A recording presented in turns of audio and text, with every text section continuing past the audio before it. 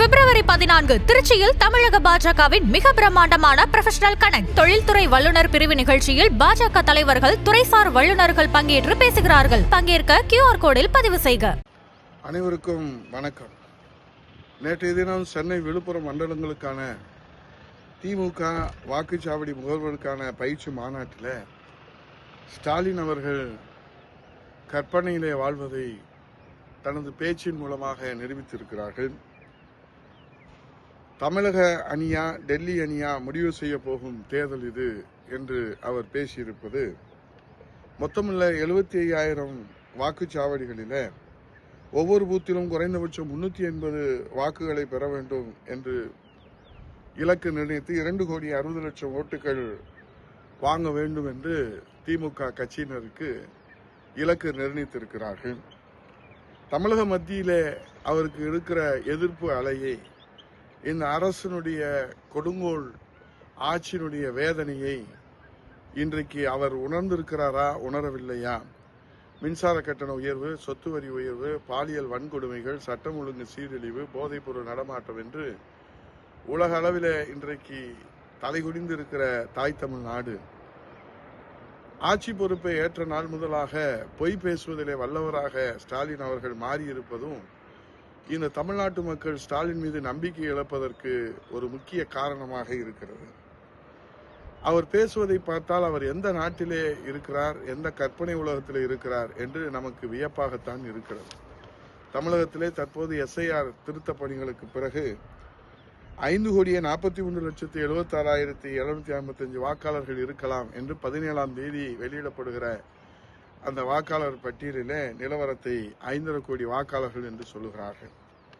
இந்த 5.5 கோடி வாக்காளர்களையும் புரட்சி தமிழர் ஐயா எடப்பாடியார் அவர்கள் எழுச்சி பயணத்தில் தமிழகத்தை மீட்போம் மக்களை காப்போம் என்ற எழுச்சி பயணத்திலே இதுவரை 185 தொகுதிகளுக்கு மேலே வெற்றி பயணமாக தமிழக வாக்காளர்களை நேரிலே சந்தித்து 100% அவர்களிடத்தில் நம்பிக்கையை ஏற்படுத்தி வரவேற்பு மக்களிடத்தில் கிடைத்திருப்பது புரட்சி தமிழர் ஐயா எடப்பாடி அவர்கள் 8 கோடி உலக தமிழர்களின் ஒரே அடையாளமாகவும் 5.5 கோடி வாக்காளர்களுடைய ஒரே நம்பிக்கையாகவும் இன்றைக்கு தன்னை அர்ப்பணித்து மக்கள் பணி ஆற்றி வருகிற நெருப்பாற்றில் நீந்தி மக்கள் பணி ஆற்றி வருகிற புரட்சி தமிழர் ஐயா எடப்பாடியார் அவர்கள்தான் ஒட்டுமொத்த வாக்காளர்களின், ஒட்டுமொத்த தமிழக மக்களின் நம்பிக்கை பெற்றவராக ஸ்டாலின் அவர்களை ஒப்புதல் வாக்குமூலம் கொடுத்ததாகத்தான் நாம் பார்க்கிறோம்.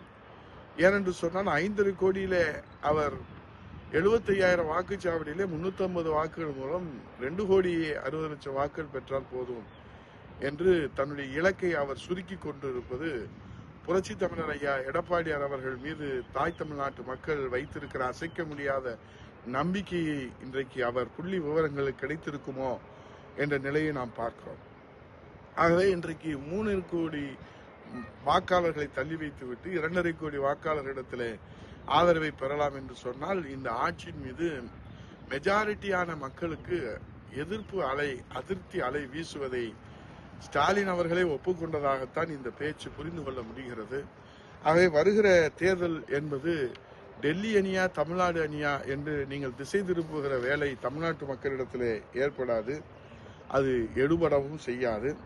தாய் தமிழ்நாட்டிலே மீண்டும் ஜனநாயகம் தலைத்தோங்க, மக்களாட்சி மீண்டும் வளர 5.5 கோடி வாக்காளர்களுடைய ஒரே நம்பிக்கையாகவும் உலக தமிழர்களுடைய ஒரே அடையாளமாகவும் இருக்கிற புரட்சி தமிழர் ஐயா எடப்பாடியாருடைய தலைமையிலே மக்களாட்சிக்கு மகுடம் சூட்டி எளியவர், பண்பாளர், சாமானியர், தெய்வ உள்ளம் கொண்டிருக்கின்ற சாமானியர்களின் அடையாளமாக இருக்கிற, ஜனநாயகத்தின் அடையாளமாக இருக்கிற, மக்களாட்சிக்கு அடையாளமாக இருக்கிற நம்முடைய புரட்சி தமிழர் ஐயா எடப்பாடியார் தலைமையிலே மீண்டும் மக்களாட்சி மலர்ந்து முதலமைச்சராக எடப்பாடியார் அவர்கள் அரியணையில் அமர்வதற்கு மக்கள் தீர்மானித்து விட்டார்கள் ஸ்டாலின் அவர்களே.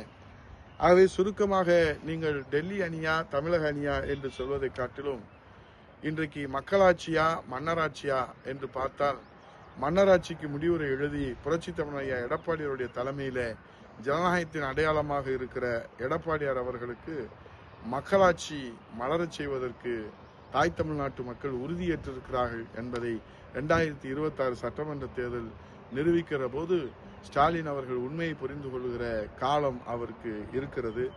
இப்போது கற்பனை உலகத்திலே வாழ்ந்து கொண்டிருக்கிறார். அதிகாரம், ஆட்சி என்ற கற்பனை உலகத்தில் இருப்பவருக்கு கள நிலவரம் தெரியவில்லை என்பதுதான் அவருடைய பேச்சு சாட்சியாக இருக்கிறது என்று சொல்லி 2026 சட்டமன்ற தேர்தல் எடப்பாடியாரா ஸ்டாலினா என்று சொன்னால் ஒட்டுமொத்த தாய் தமிழ்நாட்டு மக்கள் புரட்சி தமிழர் எடப்பாடியாருக்கு மக்களாட்சிக்கு மகுடம் சூட்ட தயாராகிவிட்டார்கள் என்பதை காலம் நமக்கு உணர்த்த இருக்கிறது. நன்றி, வணக்கம்.